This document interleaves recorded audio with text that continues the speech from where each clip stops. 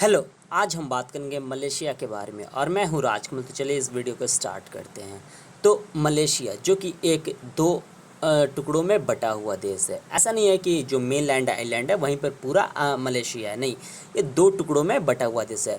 जो ये आप वेस्टर्न साइड का ये टुकड़ा आप देख रहे हैं, ये जो एक पेनिनसुला जो मलाया पेनिनसुला है, इससे मिला हुआ है। ये एशियन मेनलैंड एशिया जो है इससे जुड़ा हुआ है। बट ये जो आप देख रहे हैं आइलैंड, ये बोर्नियो आइलैंड का एक हिस्सा है। तो चलिए एक बड़े मैप में इसे हम देखते हैं।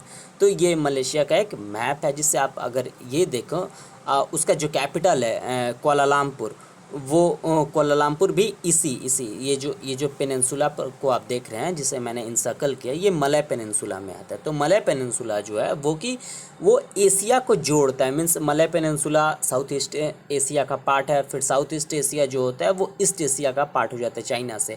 और उसके बाद से वो अगर आप इसे ये बड़े मैप में अगर आप देखें तो ये मैंने इंसर्कल किया वो मलेशिया हो गया। तो ये साउथ ईस्ट एशिया होता है। फिर साउथ ईस्ट एशिया मीन्स इधर आप चला जाता है चाइना एंड जापान, और इधर आप आ जाता है वेस्ट साइड आ जाता है इंडिया की ओर। तो ये पूरी तरीके से मेनलैंड से सटा हुआ है। बट आप ये वाला हिस्सा जो देखेंगे, ये वाला बड़ा वाला हिस्सा, ये वाला हिस्सा जो है वो एक बोर्नियो आइलैंड का पार्ट है, जिसे आप बड़े से आप मैप में देखेंगे।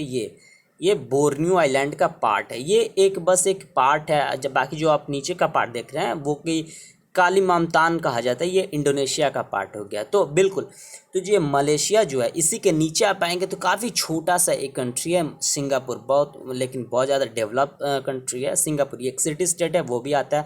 और इसी मलेशिया में ही एक और सिटी स्टेट आता है, वो है ब्रुनेई, जिसका कैपिटल है बंदर सेरी दारुसलाम। तो मलेशिया का ये मैप हुआ। फिर से अब हम चलते हैं कि मलेशिया का जब भी बात आता है तो उसके हमेशा स्काईलाइन के बारे में बात आता है, और ये हमेशा पेट्रोनस ट्विन टावर्स के बारे में भी बात आता है, क्योंकि वो बहुत ज़्यादा डेवलप कंट्री है। Modern develop country, emerging industrialised country भी उसे हम पूरी तरीक़ा से बोल सकते हैं। तो जिसका कैपिटल कुआलालंपुर है, जैसे कि मैं आपको बता चुका हूँ। लेकिन इसका जो एडमिनिस्ट्रेटिव बिल्डिंग्स है जहाँ पर सरकार बैठक करती है, तो वो पुत्रजाया में है। मीन्स कुआलालंपुर का ही एक आप बोल सकते हैं एक सिटी है, उसी में है। फिर से इसका लार्जेस्ट सिटी कुआलालंपुर ही है। पूरे कंट्री का कैपिटल भी वही है, फाइनेंशियल सिटी भी वही है, और एक लार्जेस्ट सिटी भी वही है। ऑफिशियल लैंग्वेज मलेशियन है। मलेशियन जो है वो अरबिक स्क्रिप्ट में मलेशियन है, ऐसा आप मलाया स्क्रिप्ट में नहीं है। तो अगर आप यहाँ की इथनिक कम्युनिटी के बारे में बात करें तो वो सबसे ज़्यादा 68% मलाया कम्युनिटी के लोग हैं। उसके बाद से जिसको भूमि पुतेरा भी कहा जाता है। फिर से 23.2% चाइनीज़ हैं। फिर से इंडियंस हैं, देन अदर्स हैं। अब रिलीजन में देखें तो सबसे ज़्यादा डोमिनेंट रिलीजन अगर कोई है तो इस्लाम है। ये वहाँ का ऑफिशियल स्टेट रिलीजन भी है। मीन्स ये मलेशिया का जो कि एक मलेशिया राज्य का कोई सरकार, जैसे भारत का अगर आप कोई धर्म पूछे तो भारत एक सेकुलर कंट्री है, मीन्स एक धर्मनिरपेक्ष कंट्री है। तो बिल्कुल वैसा बिल्कुल भी मलेशिया के केस में नहीं, क्योंकि मलेशिया का डोमिनेंट रिलीजन इस्लाम है, इसलिए वहाँ का स्टेट रिलीजन भी इस्लाम ही हो जाता है। लेकिन वहाँ का सेकंड मोस्ट डोमिनेंट रिलीजन अगर कोई है तो वो है Buddhism 19.8, then Christianity and then Hinduism जो 6.3% के साथ वहाँ पर है। फिर से अगर वहाँ के गवर्नमेंट कैसे चलते हैं वो आप देखें तो वो गवर्नमेंट चलता है parliamentary constitutional elective monarchy. Means वहाँ पर राजा लोग हैं, मीन्स राजा का शासन है, लेकिन वो एक पार्लियामेंट्री कॉन्स्टिट्यूशनल इलेक्टिव मोनार्की है। मीन्स वहाँ पर पार्लियामेंट भी है, संसद को सबसे ज़्यादा शक्ति दी गई है। लेकिन जो मोनार्की है वो एक इलेक्टिव है, मीन्स राजा जी को लोग को चुना जाता है। जैसे कि वहाँ के अभी राजा कोई है मोनार्क है तो अब्दुल्ला अहमद शाह है।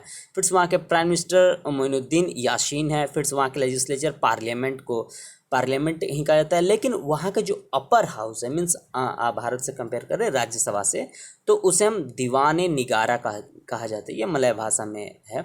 और लोअर हाउस जिसे हम भारत में अगर उससे कंपेयर करें लोकसभा से तो उसे हम दीवान राक्यात भी कहते हैं। तो उसका टोटल एरिया हम देख रहे हैं तो टोटल एरिया ये एक मिड साइज कंट्री है, मीन्स 3,29,847 स्क्वायर किलोमीटर का कंट्री है। और इसका पॉपुलेशन अगर आप देखें तो 3,19,00,000 है, कुछ ज़्यादा नहीं है, मिड साइज ये कंट्री है। आप एरिया के हिसाब से भी देखें और पॉपुलेशन के हिसाब से भी देखें तो। और करेंसी रिंगिट है। जीडीपी $364 बिलियन है और जीडीपी पर कैपिटा 11,414 है। मीन्स इंडिया से अगर आप कंपेयर करें तो ये करीब करीब 5 टाइम्स ज़्यादा है।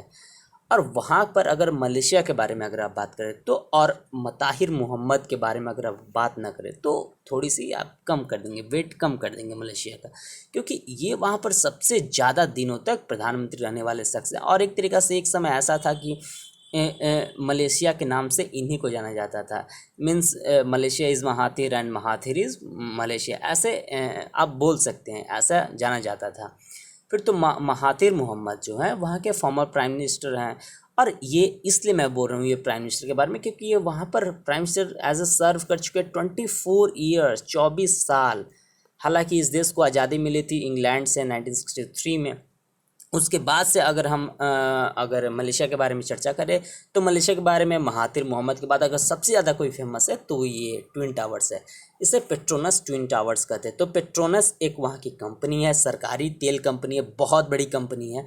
तो उसी का हेडक्वार्टर है ये पेट्रोनस ट्विन टावर, जो कि कुआलालंपुर में है। उसके बाद से अगर तीसरा वहाँ पर कोई मतलब मलेशिया के नाम से जाना जाता है पूरी दुनिया में, एकदम मलेशिया का अगर आप सॉफ्ट पावर बोल सकते हैं, तो वो है एयर एशिया। एयर एशिया जो कंपनी आप इंडिया में भी देखेंगे तो एयर इंडिया एशिया है, वो एयर एशिया कंपनी का ही सब्सिडरी कंपनी है। तो वो भी उसका करीब 200 उसकी जो एरोप्लेन की संख्या है वो दुनिया के हर एक हिस्से में जाता है। भारत में भी काफ़ी पॉपुलर, अगर कुछ लोग अगर हवाई यात्रा करते हैं तो इस एरोप्लेन के बारे में वो लोग ज़रूर जानते होंगे। ये भारत के हर शहरों में इसे आप देखेंगे एयर एशिया को। फिर से अगर चौथी वहाँ पर सबसे ज़्यादा अगर आप कह सकते हैं कि जिसमें वहाँ के आम जो किसान हैं वो सब ज़्यादा लगे रहते हैं, और फिर से वो दुनिया में एक्सपोर्ट भी करता है, वो है होता है पाम, मीन्स ताड़ का जो फल है उसे मैंने इंसर्कल किया। और ताड़ के जो फल होता है उससे ताड़ का तेल बनाया जाता है, जिसे इंग्लिश में पाम ऑयल बोलते हैं। पाम ऑयल से रिफाइन बनता है, यानी रिफाइन जितना भी आप शैम्पू देख ले, साबुन देख ले, जितना भी इंडस्ट्री में भी उपयोग होता है और खाने पीने की चीज़ में भी उपयोग होता है। और ये मलेशिया के लिए बहुत ही ज़रूरी होता है पाम ऑयल। अगर आप भारत के परिप्रेक्ष्य में इसके बारे में बात करें तो जो ये कश्मीर का मुद्दा था उस पर महाथिर मोहम्मद जी भारत के विरोध में बोल रहे थे। भारत यूनाइटेड नेशंस के मंच पर भारत का इन्होंने विरोध किया था, तो भारत ने ये जो कि पाम ऑयल है उसका एक्सपोर्ट बिल्कुल बंद कर दिए थे, जिससे काफ़ी घाटा भी लगा था मलेशियन इकॉनमी और वहाँ के खासकर फार्मर को। उसके करेंसी मैं बता चुका हूँ कि रिंगिट है, उसका फिजिकल ईयर कैलेंडर ईयर है। Calendar year means January to December, यानी 1 January to 31 December. And trade organisation APEC यानी Asian Pacific cooperation, ASEAN, IOR, ARC and WTO में ये ट्रेड करता है। एंड कंट्री ग्रुप इसे as a newly industrialised country कहा जाता है, डेवलपिंग इमर्जिंग कंट्री। और इसका GDP पर कैपिटा अगर आप नॉमिनल देखें तो 11,000 बहुत ही अट्रैक्टिव है, मीन्स इंडिया से 5 टाइम्स ज़्यादा है, इसी से आप समझ सकते हैं। और जिसका human development index very high है, मीन्स 62nd रैंक पर आता है। थैंक्स। आपको ये मेरे वीडियो कैसा लगा आप मुझे कमेंट करके बता सकते हैं। घर में रहिए, सुरक्षित रहिए और इस वीडियो को सब्सक्राइब कीजिए, इस चैनल को सब्सक्राइब कीजिए। थैंक्स।